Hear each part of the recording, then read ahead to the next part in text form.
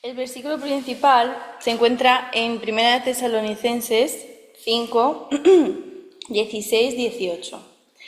Dice: Estad siempre gozosos, orad sin cesar, dad gracias en todo, porque esta es la voluntad de Dios para con vosotros en Cristo Jesús. Amén. La vida a veces nos parece un camino complicado.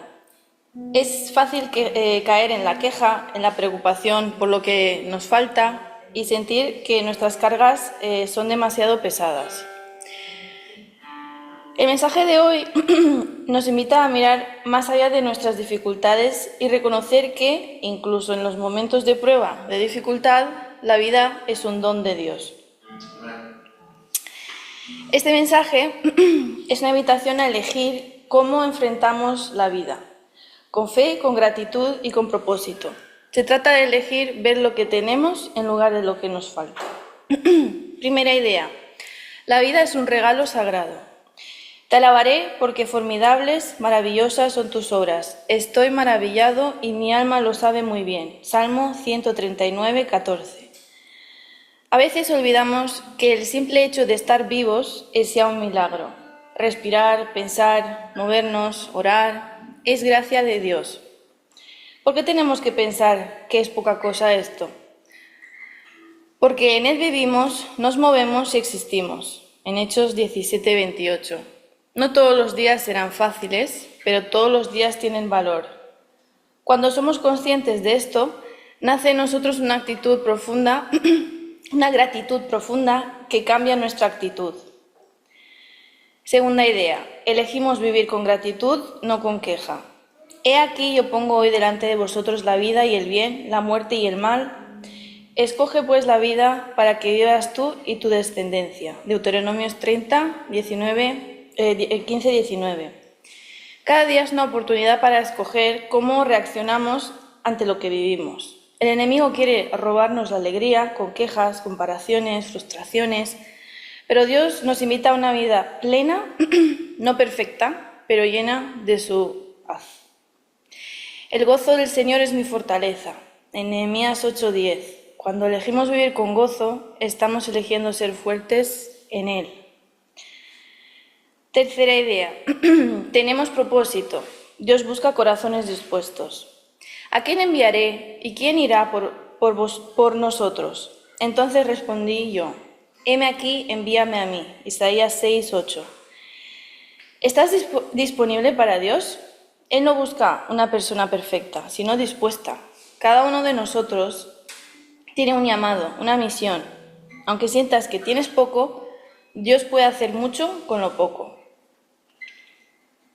Cuarta idea: aún en la escasez o el dolor hay motivos para agradecer. Aunque la higuera no florezca ni haya fruto en las vides, con todo yo me alegraré en el Señor. Habacuc 3, 17 y 18.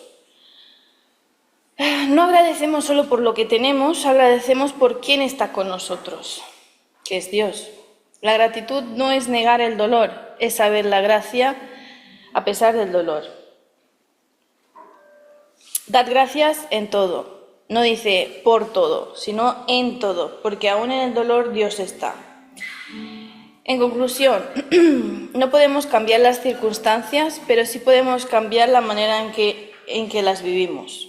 La fe no es una emoción, es una decisión constante. Elijo vivir, elijo agradecer, elijo servir, elijo confiar.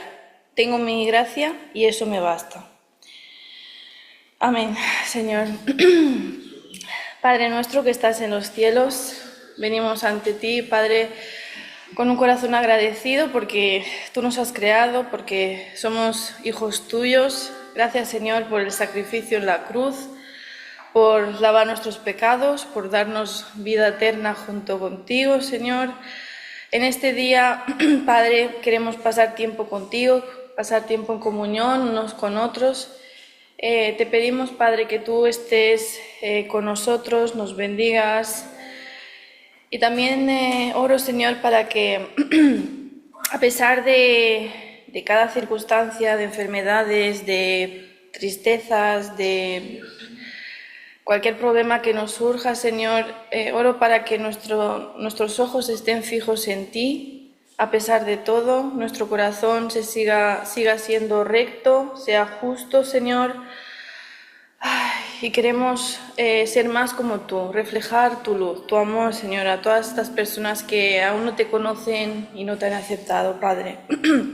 Que nuestra vida sea un buen testimonio, Padre, para este mundo. A ti sea la gloria, la honra, Señor. Te amamos en el nombre de Jesús. Amén. Amén. Gracias, Señor. Aleluya. Amén. Amén. Bien, hermanos, ¿qué os parece si nos preparamos para escuchar la palabra del Señor? Damos gracias a Dios porque el Señor siempre tiene una palabra para nosotros y yo creo que hoy pues también nuevamente pues va a hablar a nuestro corazón y a nuestras vidas. Y he titulado este mensaje en la mañana de hoy, de paso por esta tierra.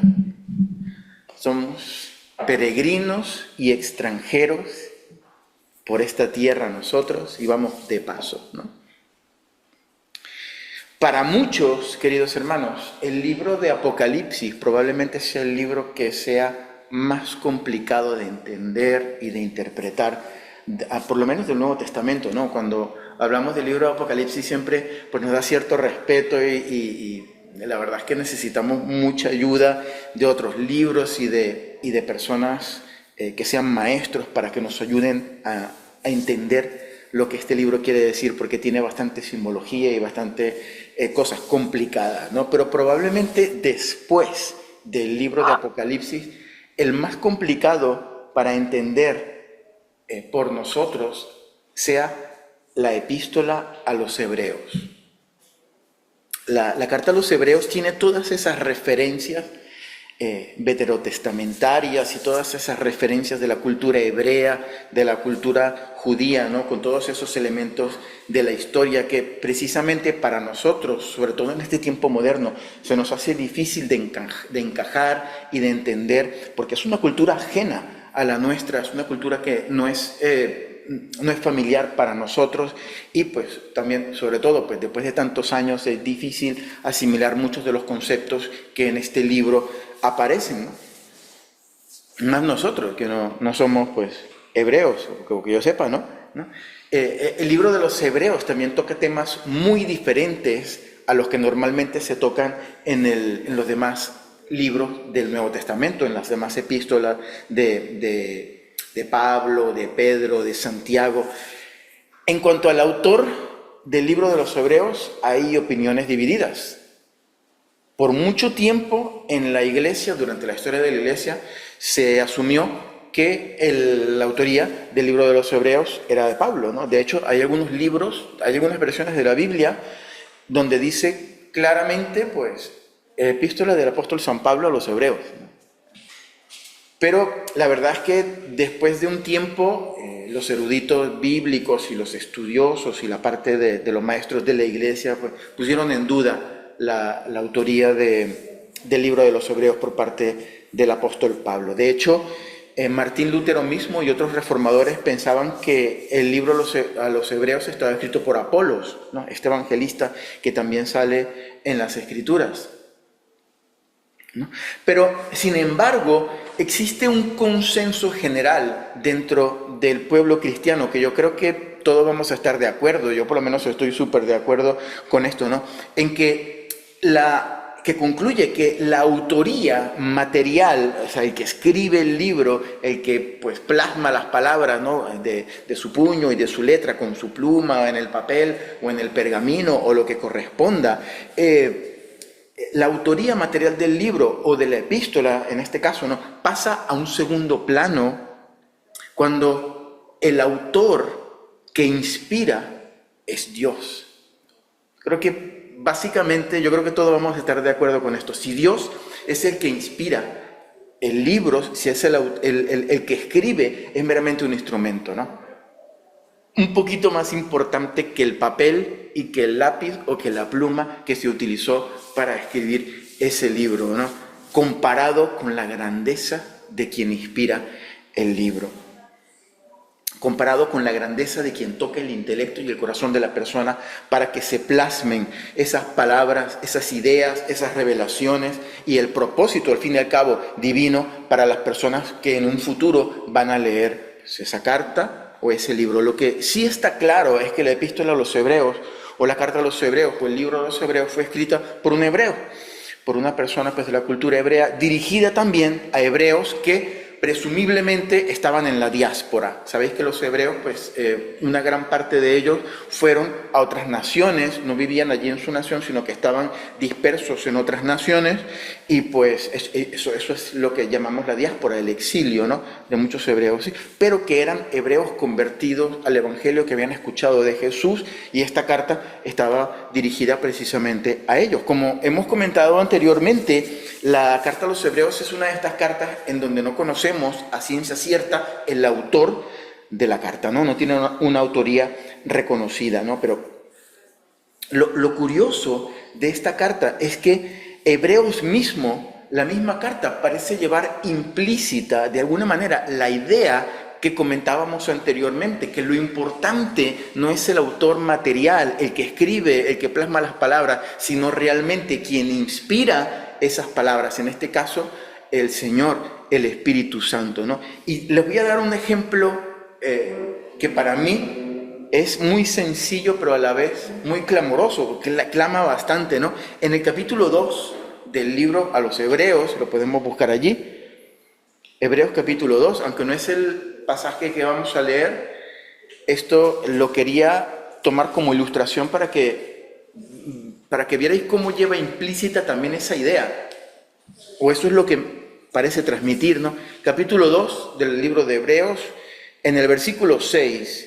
el que escribe dice lo siguiente, versículo 6, pero alguien testificó en cierto lugar diciendo, ¿qué es el hombre para que te acuerdes de él? ¿O el hijo del hombre para que le visites? Ahora bien, ¿qué tiene de curioso este versículo?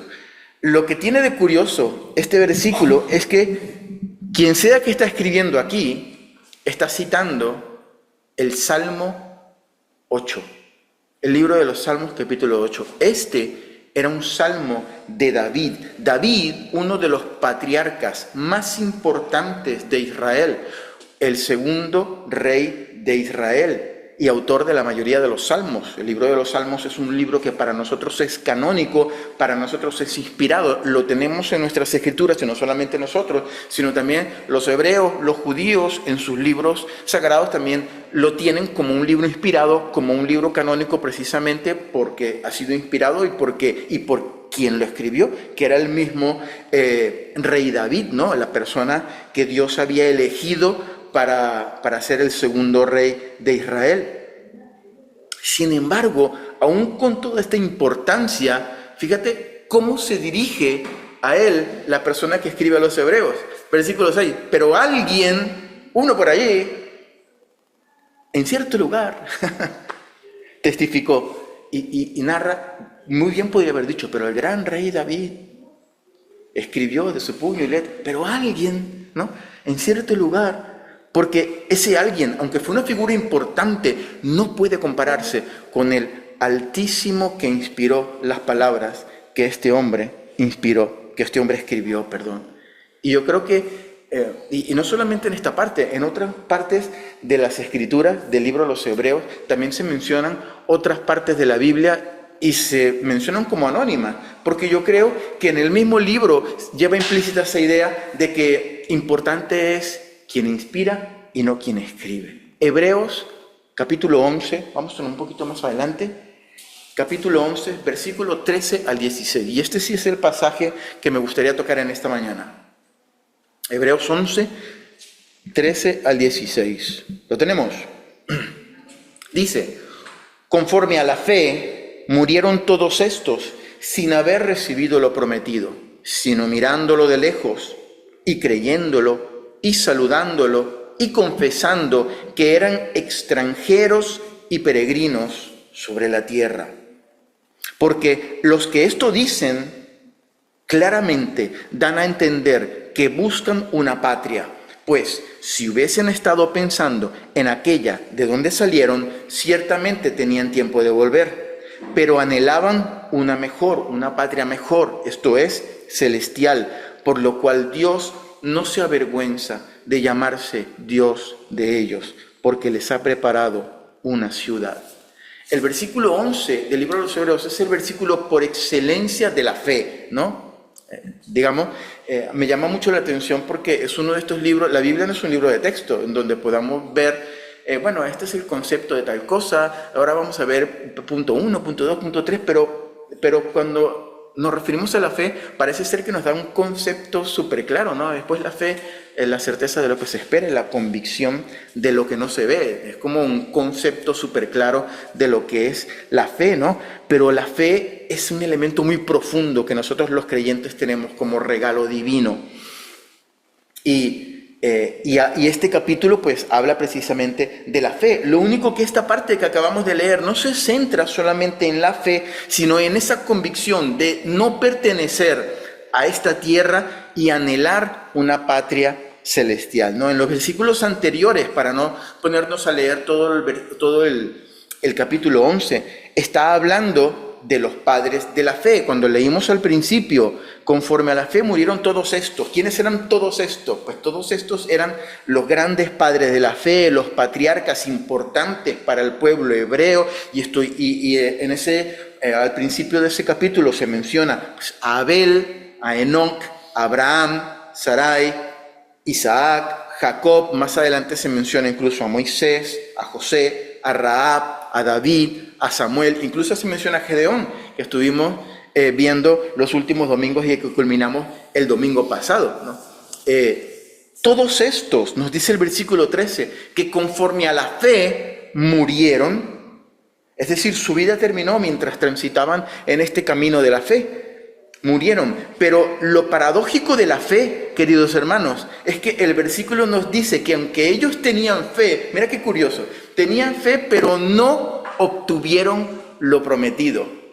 Se quedaron sin obtener lo que a ellos se les había prometido, porque la fe, queridos hermanos, y esto es una cosa que yo entiendo que sea muchas veces difícil de asimilar, es algo que en teoría nosotros sabemos y muchas veces se nos resbala del entendimiento y caemos en tantos vicios y en tantas cosas que es normal porque es el mundo material, pero la fe no es el instrumento, escúchame esto bien, hermanos, la fe no es el instrumento que nos garantiza que vamos a obtener lo prometido. La fe no es eso. La fe no es el instrumento que nos garantiza que vamos a obtener lo prometido. La fe es el instrumento que nos garantiza que lo prometido lo tenemos ya.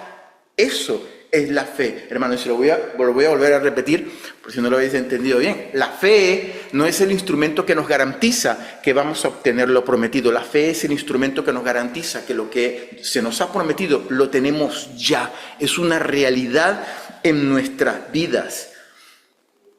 Y aunque nunca llegue, y esto es lo paradójico de la fe, aunque nunca llegue esto que se nos ha prometido, tal vez en vida, la fe no se consuma, la fe no se activa cuando lo prometido se hace realidad, porque no funciona así la fe, ¿no? La fe es la que te permite tener aquí y ahora. Para mí la fe es aquí y ahora, y esas son dos palabras que yo las asocio directamente con la fe. Aquí y ahora lo prometido, aunque paradójicamente no lo hayamos recibido ya. En eso consiste la fe. Muchas veces es un poquito complicado de asimilar, pero es esa la fe que nosotros los creyentes tenemos, ¿no?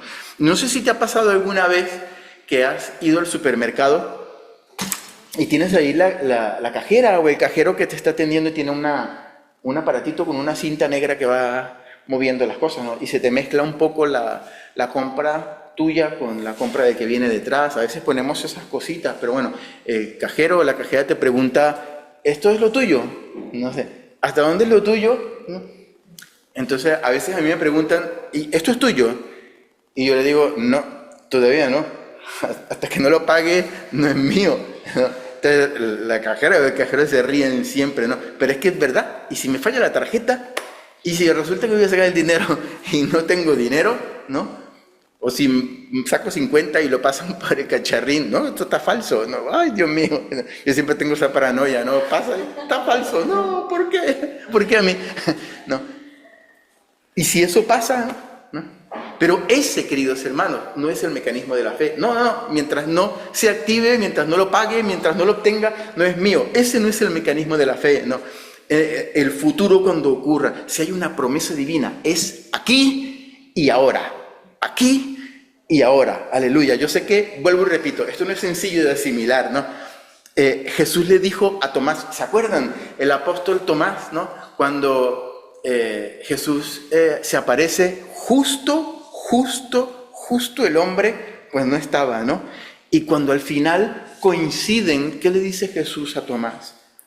Creíste cuando me viste.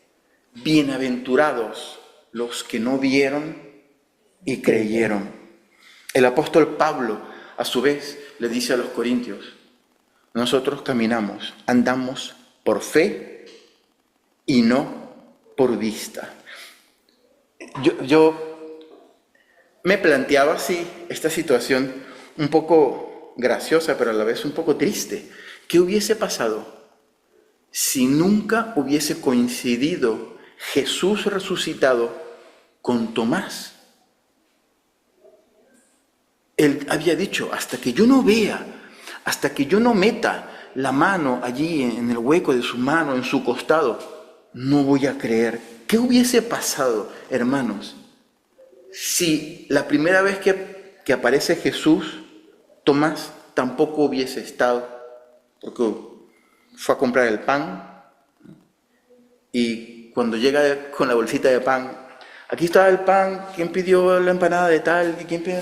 Sí, Tomás, vino Jesús. Fallé. Entonces a los 2-3 días estaba comiéndose un kebab y le cayó mal al kebab y tuvo que ir de emergencia al baño. Y sale del baño y dice, que nadie entre al baño por media hora, por favor. Lo recomiendo. No pasa nada. Tomás, vino el maestro otra vez. No puede ser posible. Otra vez que he fallado, ¿no? Otra vez Jesús aparece y Tomás no estaba porque había ido de aniversario con su mujer y estaba celebrando por allá en un restaurante. Y cuando llega, qué bonito, estuvo todo. Tomás, vino Jesús otra vez y resulta que no estaba, ¿no? Otro día hacía mucho calor. Y Tomás dijo, pues yo quiero ir a la playa para refrescarme un poco, se va para la playa y cuando regresa, qué bonito que estuve a la playa, había bandera, ¿cómo se llama? La verde, y todo el mundo se podía bañar y estaba todo el mundo feliz. Tomás, vino otra vez Jesús. ¿Qué hubiese pasado si eso hubiese ocurrido todas estas veces, no? Tomás pudo haber muerto sin creer en Jesús resucitado, porque la condición para que su fe se activara era ver, era tocar. Muchas veces, hermanos, como creyentes, creemos que nuestra salvación, y esto yo creo que a veces lo tenemos como un concepto que vamos heredando, ¿no? De la tradición y de la televisión y de las leyendas, que nuestra salvación es algo que va a ocurrir cuando muramos, ¿no? O sea, cuando nosotros no vamos al cielo, entonces pues seremos salvos, ¿no? Allí se va a activar como eso, como la salvación. Pero no, hermanos, nosotros somos salvos desde el momento en que hemos creído. Allí nosotros adquirimos un paquete completo, que es la salvación, porque la fe es aquí y es ahora. No podemos, hermanos, ser creyentes. Imagínate ser creyente, que llevemos el mensaje de salvación en un posible futuro, ¿no? Y le digamos a la persona, sí, cree en el Señor Jesucristo y cuando te mueras, pues ya veremos. No. La promesa es cree en el Señor Jesucristo y serás salvo, tú y tu casa. En el libro, en la carta del apóstol San Pablo a los Efesios, pues así lo escribió Pablo, así lo tenemos clarito, ¿no? En el capítulo 2, versículo 8, el apóstol Pablo dice, porque por gracia sois salvos, Efesios 2:8, por medio de la fe, y esto no de vosotros, pues es don de Dios. La palabra salvos en el original griego se encuentra gramaticalmente es un verbo y se encuentra en participio perfecto pasivo. ¿Qué quiere decir eso? Participio perfecto quiere decir gramaticalmente que es una acción que ya se ha cumplido, ¿vale? Si yo digo, pues yo he comido, es porque ya terminé de comer. Si yo he visto, es porque yo ya he visto, ¿no? Es una acción que ya se ha cumplido. Porque por gracia sois salvos. Hemos sido, realmente la traducción más correcta sería porque por gracia habéis sido salvados. Esa sería la traducción correcta. O por lo menos más ajustada a la parte gramatical. Y es pasivo porque no somos nosotros los que hacemos la acción de salvarnos, sino que ha sido una tercera persona lo que nos ha salvado a nosotros, en este caso el Señor. A través de la fe, queridos hermanos, la salvación es una realidad en nuestras vidas, ¿no? Es la corona de nuestro caminar con Cristo. Es el regalo definitivo del amor de Dios. Es ese paquete indivisible del perdón de nuestros pecados, producto del sacrificio de Jesús en la cruz del Calvario. Es la consecuencia del acercamiento del reino de los cielos a nuestras vidas, ¿no? Y en el libro a los Hebreos, queridos hermanos, hay un pasaje que es muy controvertido y que ha sido motivo de discusión por siglos dentro de la misma iglesia cristiana. Y lo encontramos en el capítulo 2.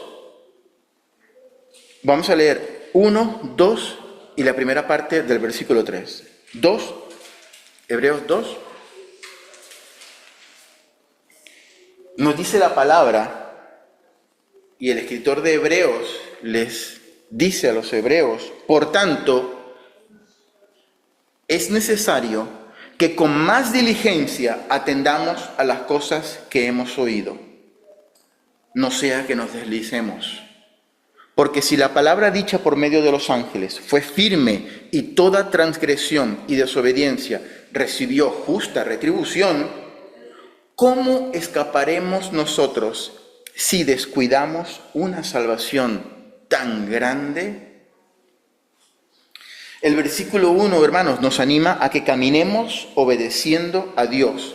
No sea que, otra versión dice, no sea que nos deslicemos, otras versiones dicen, no sea que perdamos el rumbo.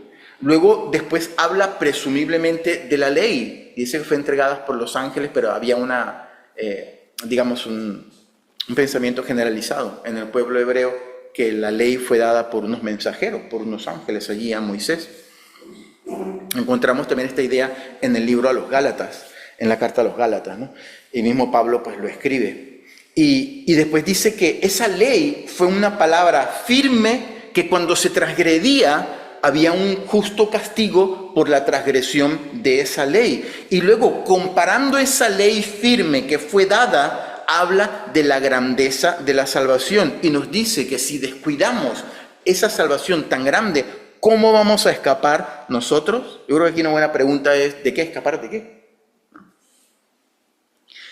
Justamente durante muchos siglos se ha discutido, yo no sé si habéis participado alguna vez en un pensamiento como esto, o en alguna discusión como esta, o habéis analizado alguna vez esta situación, pero por muchos siglos hay personas que creen que la salvación de un creyente se puede perder o que no se puede perder. Otros dicen que una vez que el creyente tiene la salvación, nunca va a perder la salvación. O sea, que un creyente nunca puede apostatar o algo por el estilo, ¿no? Obviamente, pues hay muchos creyentes que están a favor de una postura y otros que están en contra, pues, de esta idea, ¿no? Pero aquí yo no quiero sentar ninguna postura pues radical al respecto, pero yo quisiera que viésemos, porque yo creo que es lo escrituralmente correcto, que no pensemos en la salvación como ese momento donde vamos a estar en el cielo flotando arriba de una nubecita con un traje blanco, con una arpita ahí tocando, ¿no? Y un plato de oro detrás de la cabeza, ¿no? Y unas alitas también, ¿no? Que no pensemos en la salvación como ese evento futuro en donde va a ocurrir que nosotros vamos a estar pues allí en ese lugar, porque eso es un cliché de la salvación, ¿no? Pero sí me gustaría, hermanos, que pensáramos en la salvación como ese paquete indivisible que significa el caminar con Dios desde el momento en que hemos creído, desde el momento que le abrimos nuestro corazón al Creador, ¿no? Hasta el día que vayamos a su presencia. Es en ese transcurso, eso sí, hermanos, lo podemos nosotros descuidar. Sí podemos descuidar ese paquete de salvación que el Señor nos ha dado. Hermanos, si nosotros no somos obedientes, como dice la palabra, al Evangelio, a lo que hemos oído, que hemos leído ahí en Hebreos, ¿no? Nuestra vida, dice la palabra, se puede deslizar. En el original, deslizar es un verbo que hace referencia a pasar de largo cuando nosotros vamos en un barco a la deriva. Eso es lo que quiere decir. Imagínate que tenemos que parar en un puerto, pues como vamos con un barco a la deriva, pues el barco pasa de largo. Cuando nosotros no tenemos en el barco un ancla para tirarle, para decir, aquí me tengo que parar, no nos podemos parar y seguimos a la deriva. Cuando no tenemos un timón y un motor para poder dirigir nuestra barca, pues vamos a la deriva, pues nos lleva a la corriente. Y eso es lo que quiere decir la palabra. Si nosotros no somos diligentes en escuchar o en poner en práctica lo que hemos escuchado, las palabras del Señor, el Evangelio, es probable que nos deslicemos, que vamos como un barco a la deriva, que nos dejemos llevar. Y si hay algo que es fácil, hermanos, si hay algo que es sencillo para nosotros caer en eso, es dejarnos llevar por la corriente, dejarnos llevar así a la deriva. Basta con no hacer nada, no hagas nada. Es que no hagas nada y seguro te lleva a la corriente, seguro. Y nos lleva a donde quiere, ¿no? Yo creo que eso forma parte, queridos hermanos, de descuidar nuestra salvación. ¿Cómo descuidamos nuestra salvación? Descuidamos nuestra salvación dejando de alimentarnos con la palabra del Señor, dejando a un lado la oración, poniendo nuestra mirada en las circunstancias y no en el autor y el consumador de la fe. Yo creo que todo eso forma parte de descuidar la salvación, dejar de tener comunión con los hermanos, dejar de congregarnos, dejar de llorar con los que lloran, de reír con los que ríen. Todo eso forma parte del descuidar de la salvación, de no agradecer y de no tener como un regalo precioso lo que Dios nos ha dado, dejar de compartir el Evangelio. Todo eso forma parte de descuidar nuestra salvación.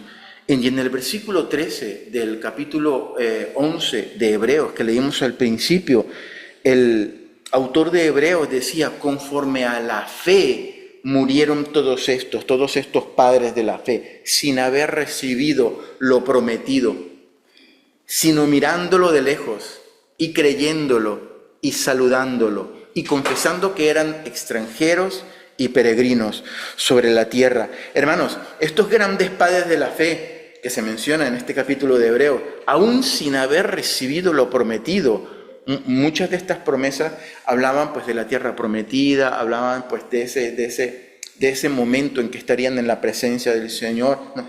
Aún sin verlo, sin palparlo, sin tenerlo, dice la palabra que lo miraron de lejos. Allí estaba, lo miraban de lejos, lo creyeron y lo saludaron. Ahí está, ¿no? No ha llegado todavía lo prometido, pero allá está, yo lo puedo ver. Es cuestión de tiempo que llegue, ¿no? Lo creo y lo estoy saludando. Y aunque para muchos, dice la palabra, esto que estaba prometido no llegó, por la fe y en la fe sabían que eso prometido era una realidad. ¿Cómo lo sabemos? Porque lo estaban saludando, porque lo veían, porque lo tenían allí. Porque para ellos era una realidad. Y aunque no lo tenían, para ellos era aquí y ahora, en la fe y por la fe. Y la última parte del versículo, hermanos, dice que miraban de lejos su promesa, la saludaban y confesaban que eran extranjeros y peregrinos sobre la tierra. Esto nos da a entender que la promesa de la cual aquí se habla, que estaba dada a estas personas, no era una promesa que estaba asociado a esta tierra, a las cosas de este mundo, a las cosas de esta tierra, porque nosotros, al igual que ellos, hermanos, somos peregrinos y extranjeros sobre esta tierra. Vamos de paso. Esta no es nuestra patria, ¿no? Nada de lo que nos pueda ofrecer este mundo, nada de lo que nos puede ofrecer esta tierra tiene el valor que tiene lo que Dios ha preparado para cada uno de nosotros en nuestra patria celestial. Hermanos, en cierta ocasión, yo leí una vez algo que hizo un presidente de los Estados Unidos y a mí me llamó tanto la atención que me gustaría compartirlo en esta mañana. No me acuerdo qué presidente fue, tampoco tengo mucha cultura de todos los presidentes de los Estados Unidos de Norteamérica. Eso porque me suena... No voy a decir uno, pues no vaya a ser que me equivoque. Pero este presidente dijo, una vez adoptó una filosofía, y la filosofía era la siguiente: mi gobierno va a promover que cada familia de los Estados Unidos tenga en propiedad una casa. Una casa. ¿Para qué? Para que vivan allí, para que la tengan. Entonces, lo que hizo fue promover pues algunas ayudas para la hipoteca y todo ese tipo de cosas, subvenciones y ese tipo de cosas. No un piso, no un apartamento, una casa pegada a la tierra. ¿Por qué? Se preguntarán ustedes. Bueno, su filosofía era que cada ciudadano, cada hombre, cada padre de familia tenía que tener acceso a una casa con su pedacito de tierra, y él decía, si yo puedo sembrar la idea a todos los hombres de Norteamérica que metan a su familia en una casa y esa casa es de su propiedad, entonces ese hombre será consciente que él será propietario de un pedacito de Norteamérica. Aunque sea un pedacito pequeño, él va a ser dueño de un pedacito de este país, donde esté su casa. Y en esa casa estará su mujer, estarán sus hijos y estarán seguros dentro de su casa. Porque el día, y él decía esto, porque el día que aquí estalle un conflicto bélico, una guerra, todos los hombres van a salir a pelear y a proteger lo que es suyo. Cada uno va a decir, a mí nadie se va a venir a meter en lo que yo he pagado, en el pedacito de tierra donde está mi familia y donde están mis hijos y mi mujer. Y va a ir a pelear por su tierra con una motivación, no porque le están pagando, no porque está haciendo el servicio militar para conseguir la green card o cualquier otra cosa de estas que hacen o para conseguir la nacionalidad. No, porque él va a tener un pedacito de los Estados Unidos, va a ser suyo y él va a ir a pelear por eso. Yo me ponía a pensar, ¿qué pasaría hoy en día si revienta un conflicto bélico, por ejemplo, en España? No sé, ¿quién va a ir a pelear? Mohamed, allí el vecino de musulmán árabe que tiene 2 años aquí, sin menospreciarlo ni nada por el estilo, pero necesitamos que las personas sientan que pertenecen a algo, que tienen algo por lo cual luchar, para que de corazón vayan y defiendan lo que es suyo, para que el patriotismo esté bien arraigado. Y eso es lo que fomentó este presidente. Es que si yo viene un conflicto bélico aquí y me dicen, no, para que tú vayas a pelear, no sé. Quiero mucho a España y quiero mucho a Valencia y le debo mucho y todo lo que tú quieras, pero no sé yo, ¿sabes? Igual yo cojo mi familia y me la llevo para otro país y estamos tranquilitos y no pasa nada. Pero este presidente tenía esto, y hoy en día podemos pensar de los norteamericanos lo que queramos, pero si hay algo que tienen es una cultura que respetan a las personas que van a pelear por su país y tienen uno de los ejércitos más importantes y más poderosos del mundo, ¿no?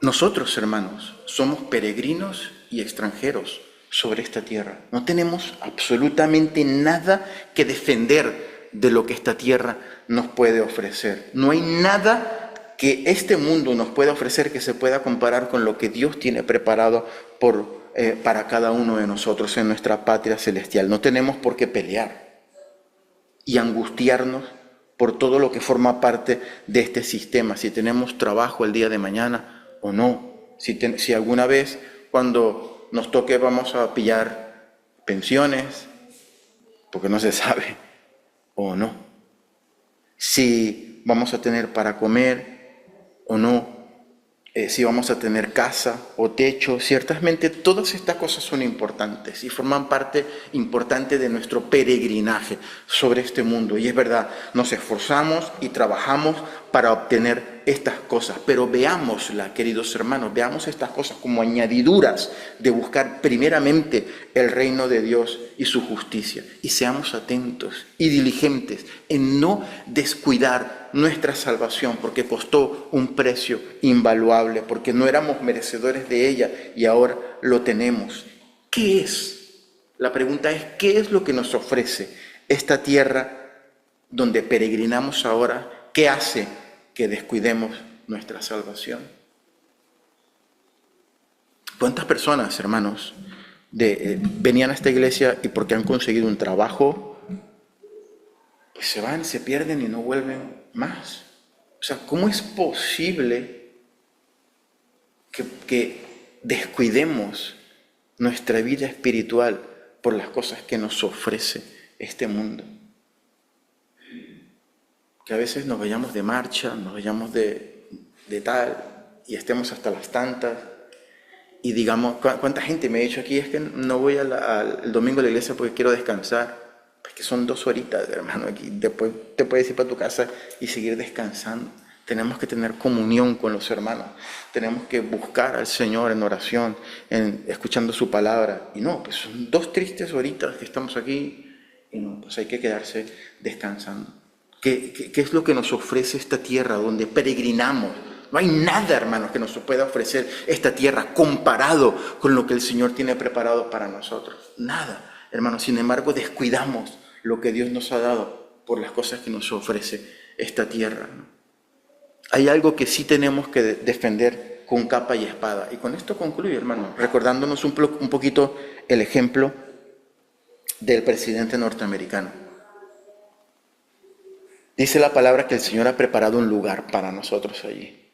Eso no lo merecemos, no lo merecíamos, pero es nuestro, nos pertenece. Dios en su infinito amor nos los ha querido regalar. Lo tenemos, es nuestro, por la fe es nuestro, nos los ha regalado. Eso lo tenemos que pelear con capa y espada, lo tenemos que defender hasta la muerte.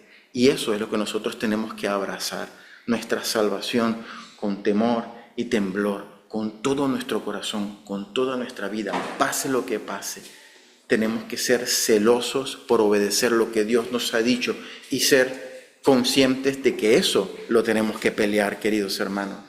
Que nada de lo que hay en este mundo, hermanos, si hay algo que te preocupa, si hay algo que no sé, que en este mundo te quita el sueño y te produce que te apartes, que descuides lo que el Señor quiere que tú abraces, yo te animaría a que tú revises esa situación, porque no descuidemos esa salvación tan grande que Dios nos ha dado. Otra vez, vuelvo y repito, no estoy hablando de perder la salvación, de que se pierde, de que la vuelvas a obtener. Estoy hablando de descuidar el regalo que el Señor nos ha dado, que es un paquete precioso, que no solamente implica que un día vamos a estar con Él, también implica que estamos caminando todos los días de la vida de la mano del Señor, que Él nos ha prometido que estaría con nosotros todos los días hasta el fin del mundo, no solamente en esta tierra, sino en la patria celestial. Señor, te damos gracias por tu palabra y yo quiero orar, Señor, para que tú nos ayudes, en primer lugar, a entender